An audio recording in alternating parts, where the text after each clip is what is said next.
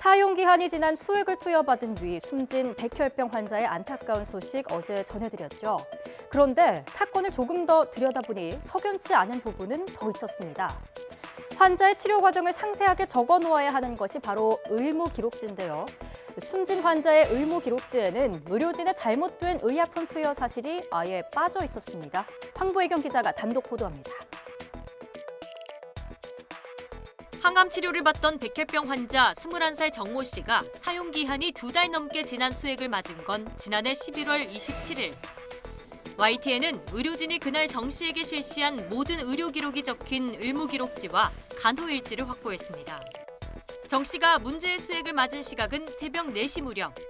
이를 정 씨 어머니가 발견해 간호사에게 알린 시각은 5시간이 지난 오전 9시쯤입니다. 하지만 당일 의무기록지엔 잘못된 수액을 놓은 기록도 중간에 정상 수액으로 교체한 내용도 모두 찾아볼 수 없습니다. 당일 간호일지는 물론 투약일지에도 사용기한이 지난 수액을 환자에게 투여했다는 내용은 빠져 있습니다. 진료기록부 내용을 아예 지웠거나 거짓으로 작성했을 가능성이 큽니다. 의료진에게 1개월 자격정지까지 내릴 수 있는 명백한 의료법 위반에 해당합니다. 의료인들은 진료 기록을 반드시 진실되게 작성을 해야 될 의무가 있고 그 의무를 의료법에 정해두고 있습니다. 진료 기록 허위 작성으로 인한 형사처벌까지도 받을 수 있는 이상한 부분은 또 있습니다. 병원 관계자는 YTN 취재진에게 내부적으론 아침 7시쯤 잘못된 수액을 교체한 거로 보고했다고 밝혔습니다. 이때는 잘못된 수액을 여전히 투여하고 있었던 만큼 거짓 보고를 한 셈입니다. 이에 대해 병원 측은 의무기록지나 간호일지에 사용기한이 지난 수액을 투여한 기록을 빠뜨린 건 맞다고 시인했습니다. 다만 기록을 의도적으로 조작한 사실은 없다고 주장했습니다. 또 수액을 교체했다고 잘못 보고했는지에 대해선 간호사의 기억 오류로 보인다고 해명했습니다. 불법으로 병역을 피할 수 있게 해주겠다며 돈을 받아 챙긴 브로커가 또 구속됐습니다. 판별이 쉽지 않은 뇌전증을 앓는 것처럼 꾸민 수법이었는데요. 20명가량이 김 씨에게 불법을 의뢰했던 거로 전해졌습니다.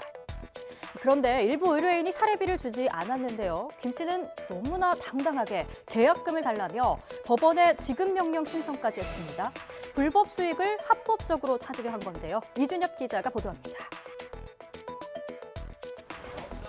구속영장 실질심사를 위해 법원에 출석한 병역 브로커 김모 씨.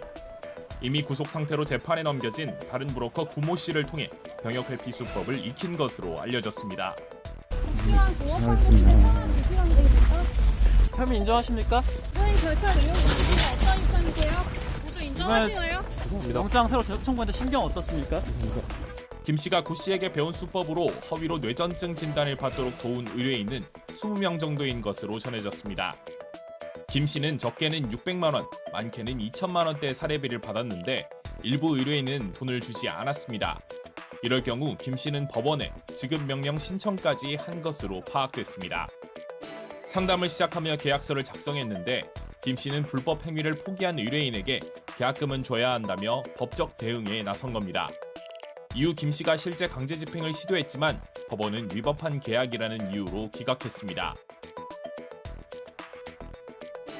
사고 싶었던 상품인데 인터넷으로 싸게 판다고 하면 누구나 관심을 갖게 되겠죠. 그런데 그냥 싼 것이 아니고 무려 반값 가까이 판다고 하면 어떻게 하시겠습니까? 저도 구매 버튼 누를 것 같습니다. 그런데 이런 식으로 운영하던 일부 인터넷 쇼핑몰이 사기를 친 거로 드러났는데 피해자만 무려 81만 명에 이릅니다. 어떤 수법인지 양동훈 기자가 전해드립니다.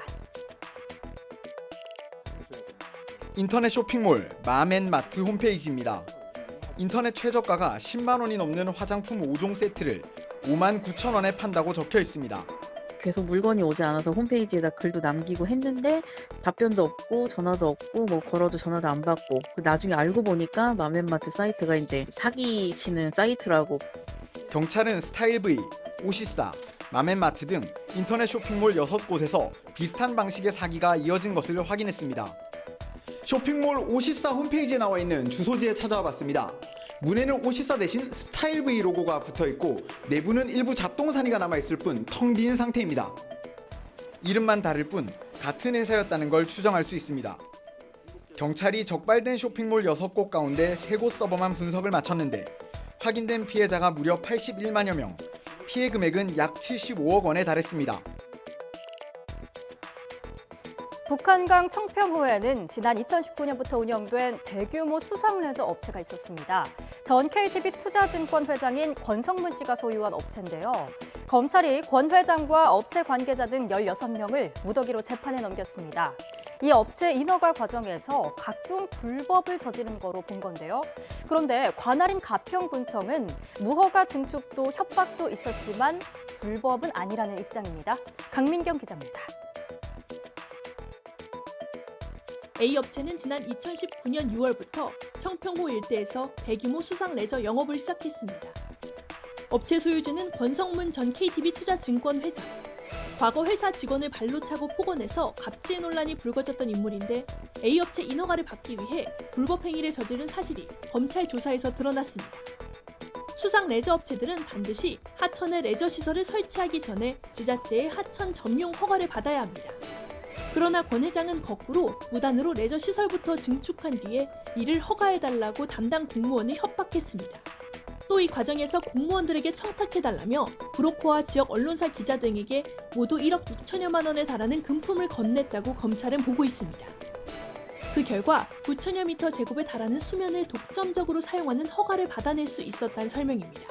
토착 브로커와 지역 언론인까지 동원하여 전방위적 외압 및 금품 살포를 하였고 축구장보다 넓은 수면에 독점적 점용 허가를 받아낸 사실을 확인하였습니다.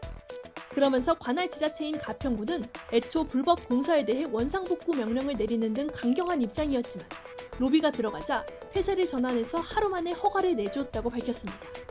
이에 대해 가평군청은 A업체가 허가를 받기 전 시설부터 증축하고 이후 담당 공무원을 협박하고 회유한 사실은 맞다고 인정했습니다. 다만 당시 군청이 직접 경찰에 고발해 벌금을 물게 한 뒤 인허가 가능 지역이라고 판단해 허가를 내줬다며 휴게 음식점 운영도 불법은 아니라고 반박했습니다.